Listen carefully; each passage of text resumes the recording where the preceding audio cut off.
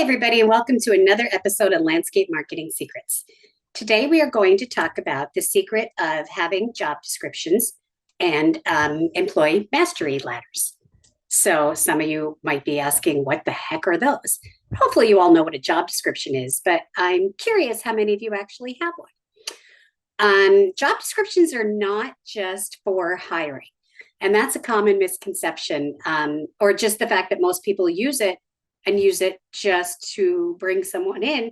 And even then, the job description on the Indeed ad or wherever you're looking for someone isn't always great. It could say something, sorry, I have hair sticking out. There we go.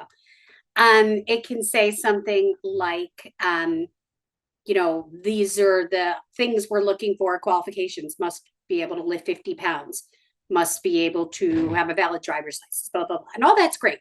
Those are qualifications. Those aren't necessarily the job description.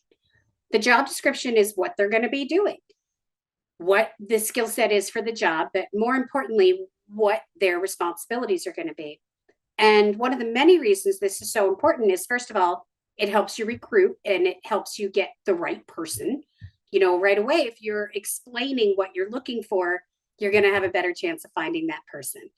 And also, we go back to ours continually to make sure that our employees are doing everything they're supposed to be doing according to their job description. So this is something we worked really hard on last winter with our customer service manager and maintenance manager. And, I wanted to make sure there was no confusion between what the two of them did. So we worked really hard on the job descriptions for each of them. And then we went over them together, all three of us, so everyone knew who was supposed to be doing what. But then we also go ahead and frequently review those. And that's important because you don't just want to wait till the yearly review. Hopefully you do one of those too. But you don't want to just wait for the yearly review to be like, oh, by the way, you're not doing this, this, and this. If you're frustrated and there's something you think your employee should be doing and they're not doing it, you need to bring it up before the yearly review, unless the yearly review happens to be next week anyway. But the job description clarifies expectations. It helps both the employee and the employer know what they're looking for and what they're doing. And this is a mistake we've made before, and I'm sure some of you guys have made it too. And some of you have been listening to me for a while might know one of my old comments was, we hire someone basically based on if they're breathing, which we basically have hired people on. And guess how many times that's worked? 0. It's never worked when we hire, when we're not hiring the right person and trying to force that person into what we want them to be. So it also makes it easier when you're looking for an employee, when you're clear on what exactly you're looking for. The other thing it does that's so important, especially when it comes to employee reviews and stuff, like I said, is it gives you a place for metrics and expectations. And what I mean by that is, the employee description might say something like, does weekly, I don't know, I'm just thinking now off the top of my head and I can't think of anything.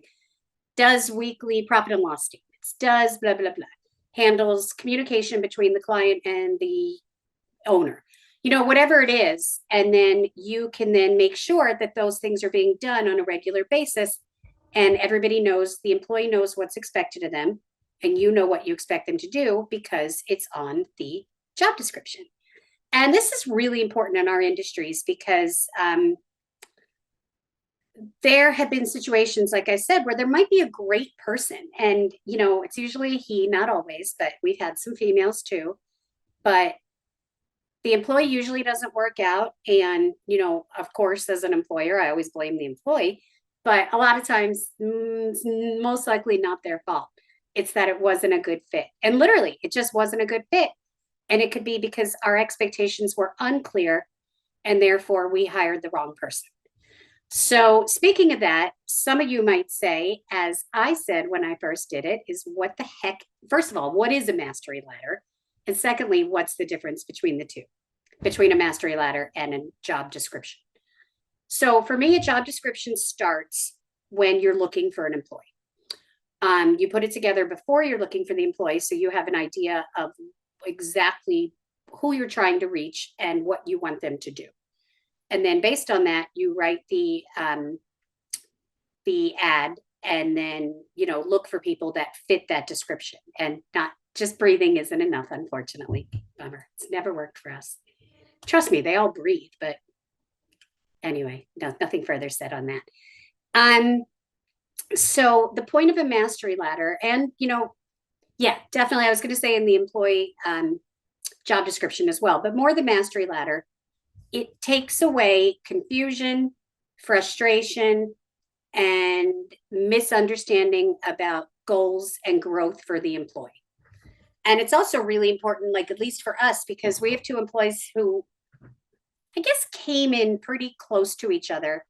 And right now they're equal. And unfortunately, one of them has greatly surpassed the other. I mean, not unfortunately, fortunately, but when we give the one guy the promotion, it's going to cause an issue. And we already know it. So what we're trying to do before we do that is get our mastery ladder really buttoned up, tightened down, whatever expression you want to come up with. Get it straightened out. There you go. Because we want to be clear that it's not, at least in the past, literally, we would promote someone kind of based on whether we liked you.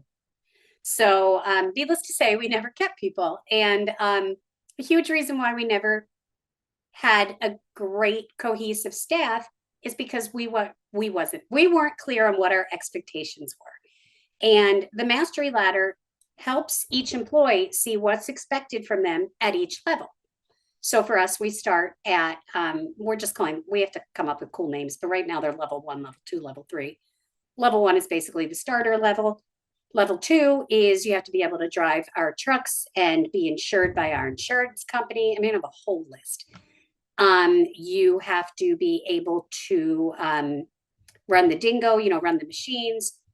Level 3, I think, or is it level 2? You have to be able to tow the trailer.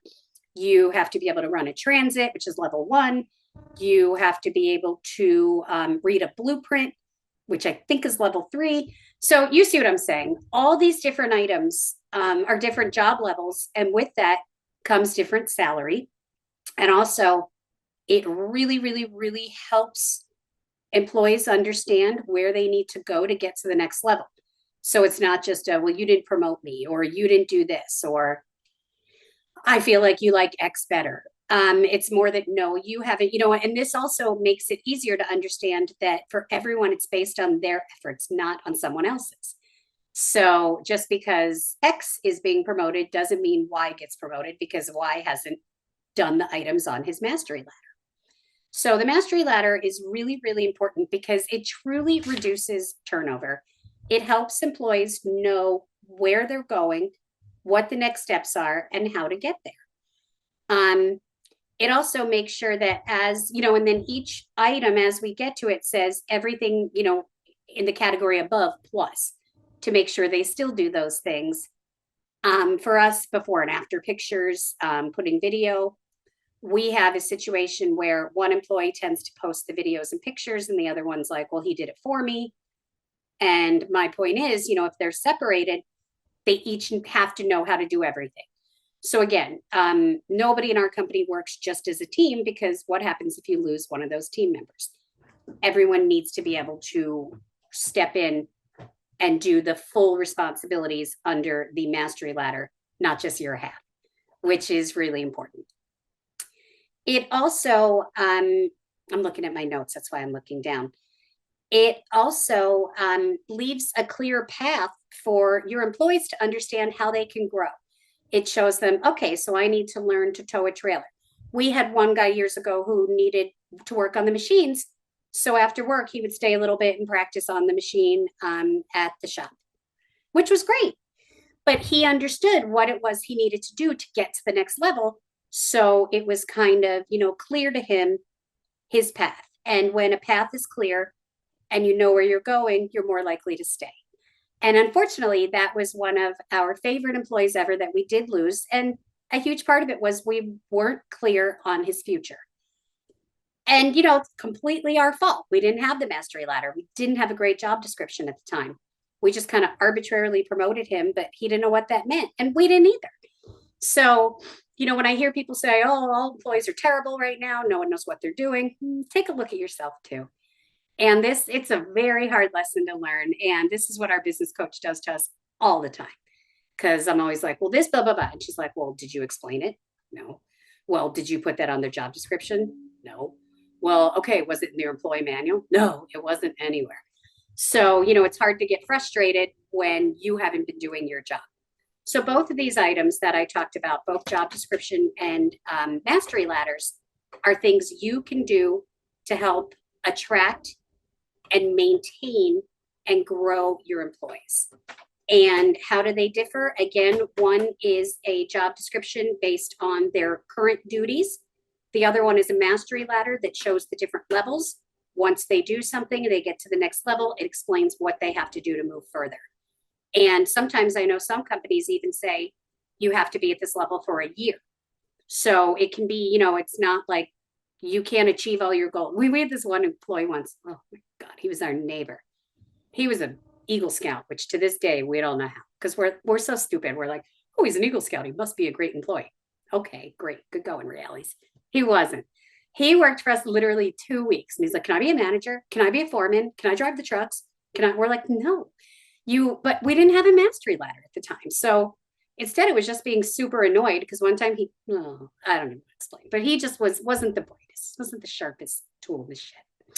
So, but he just, kept wanting to be promoted within 2 weeks. He's like, well, can I be foreman? No, you can't be foreman. Like, you've been here 2 weeks and you have no idea what you're doing. But, we couldn't say that. We didn't have a sheet to show him. All right, blah, I said his name, not that he listens. Here's the steps you need to take in order to get to the next level. Then the next one after that is assistant foreman. Foreman training, from where you are is going to take 3 to 5 years. But let people know that. Give them a reason to stay. Give them, additional money. Give them a chance for commission, which I just finished my commission structure, and we'll talk about that soon. So that's my advice to you for the week is be crystal clear.